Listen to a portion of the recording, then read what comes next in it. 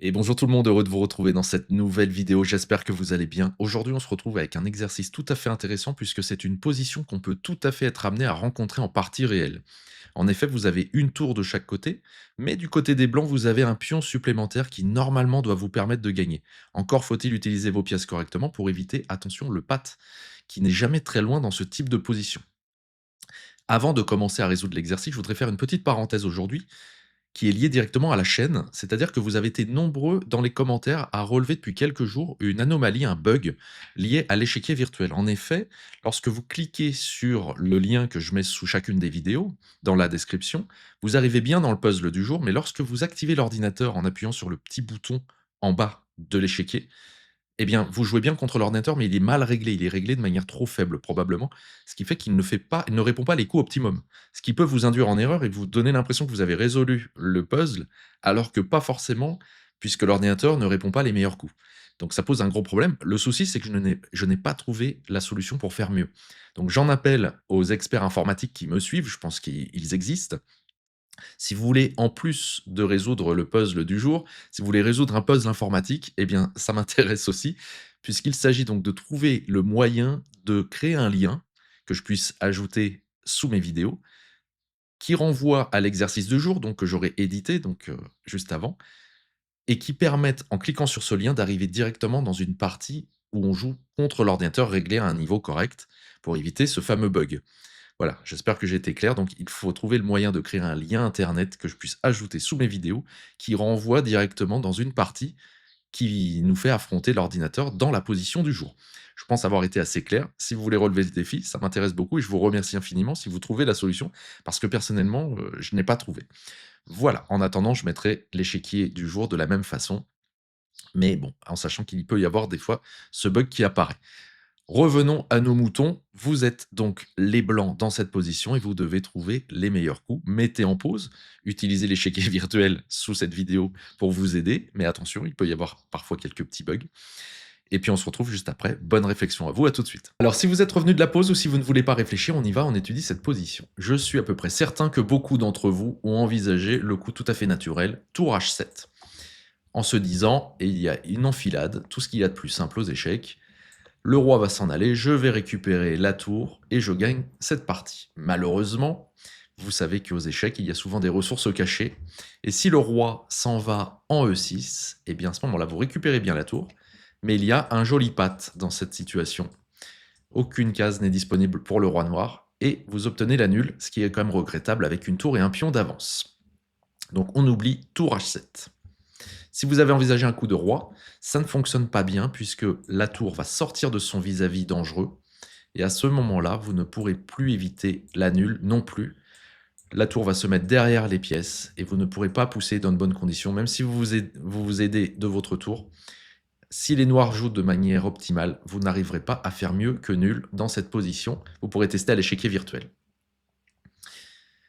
Donc, on oublie le coup du déplacement du roi.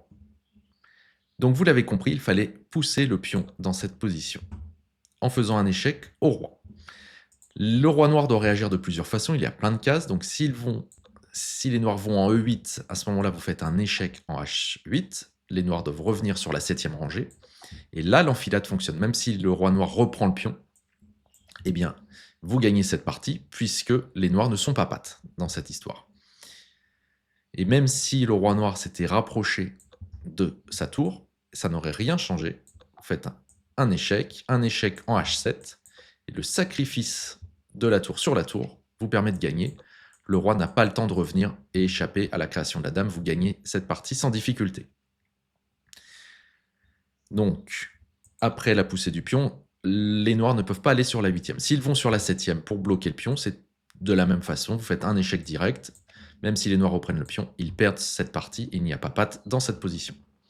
Donc vous l'avez compris, la seule façon de répondre à ce coup de pion, c'était d'aller en D6. Une fois que vous êtes là, qu'est-ce que vous faites du côté des blancs? Alors si vous vous déplacez avec votre roi, c'est de la même façon une erreur que tout à l'heure, puisque la tour va sortir du vis-à-vis dangereux et va pouvoir se mettre derrière vos pièces, et vous n'arriverez plus à gagner cette partie. Vous pourrez vérifier à l'échiquier virtuel, il y a toujours une ressource du côté des noirs, soit un échec perpétuel, soit une reprise du pion. Mais dans tous les cas, on ne peut pas gagner du côté des blancs. Donc on oublie. Un coup d'attente avec la tour ferait exactement le même scénario, puisque la tour pourrait de nouveau faire un échec et récupérer. Et vous allez, de toute façon, les noirs vont se mettre devant le pion et vous ne pourrez plus pousser correctement. Donc on oublie. Le seul coup viable après roi D6, c'était de nouveau la poussée du pion, avec un échec à la découverte. Évidemment, la tour ne peut pas reprendre le pion puisqu'il y a échec, donc les noirs peuvent ici reprendre le pion, mais là il y a l'enfilade qui fonctionne très bien, et les blancs gagnent, donc ça pose un problème.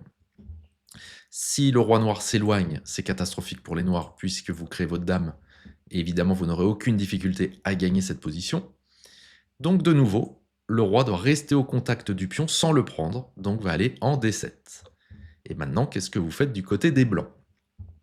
Si vous avez envisagé un coup de roi, malheureusement, ça ne fonctionne pas puisque la tour va pouvoir faire un échec et maintenant se mettre de nouveau comme tout à l'heure derrière et empêcher dans de bonnes conditions la création du pion, la création de la dame, pardon, puisque même si vous venez ici, eh bien, les noirs vont faire un échec et vous empêcher en fait de rester au contact du pion, donc le roi pourra récupérer le pion. Et même si vous venez ici, par exemple, en H7 pour protéger le pion, eh bien, les noirs vont faire tout simplement un perpète ici et vous empêcher de faire ce que vous voulez. Donc vous ne pourrez absolument pas, soit vous perdez la tour, soit vous perdez le pion, mais vous ne pourrez plus créer la dame dans de bonnes conditions. Donc on oublie le déplacement en H7. Si vous avez envisagé directement de faire H7, eh bien c'est pas mieux. Les noirs vont sortir du vis-à-vis en faisant un échec. Le roi noir va aller même se réfugier directement en 8, et à partir de là, il n'y a plus possibilité de gagner du côté des blancs. Même si vous faites un échec, les noirs récupèrent votre pion. Et si vous vous rapprochez avec votre roi, à ce moment-là, il peut y avoir quelque chose d'assez fun, c'est la tour un petit peu folle, on appelle ça.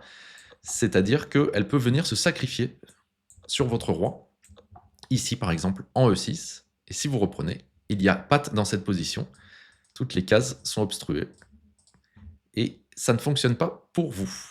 Et si ça n'était pas du harcèlement sur le roi, ça pourrait être du harcèlement de la même façon sur la tour. S'il y a la reprise ici, il y a patte de la même façon. Donc, et même si vous essayez d'échapper à la prise, de toute façon, les noirs ne vont pas vous lâcher, et vous ne pourrez pas gagner cette partie. Voilà pourquoi il ne fallait pas faire un coup de tour, ni un coup de roi, mais plutôt de nouveau de créer votre dame directement et faire un échec au roi.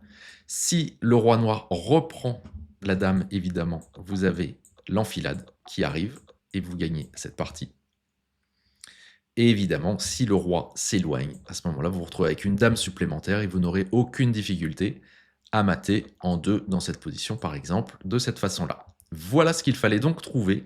Il fallait en fait trouver 3 coups de suite de pion. Donc d'abord E6, le roi ne peut pas reprendre, il reste au contact. Après E7, les noirs ne peuvent pas reprendre, ils restent au contact. Et là, directement, la création de la dame. Et si les noirs reprennent, eh bien c'est la cata. S'ils ne reprennent pas, c'est encore pire, il y a mat en 2. Voilà, j'espère que cet exercice vous a plu. Vous avez vu qu'il était quand même plus subtil qu'il n'y paraissait. Si vous l'avez trouvé, bravo à vous. Si ce n'est pas le cas, restez confiants, ça sera peut-être pour la prochaine fois. En tout cas, si ça vous a plu, mettez bien un pouce en l'air. N'oubliez pas de vous abonner à cette chaîne. Et puis, on se retrouve dans une prochaine vidéo. Prenez bien soin de vous. Allez, à bientôt. Ciao.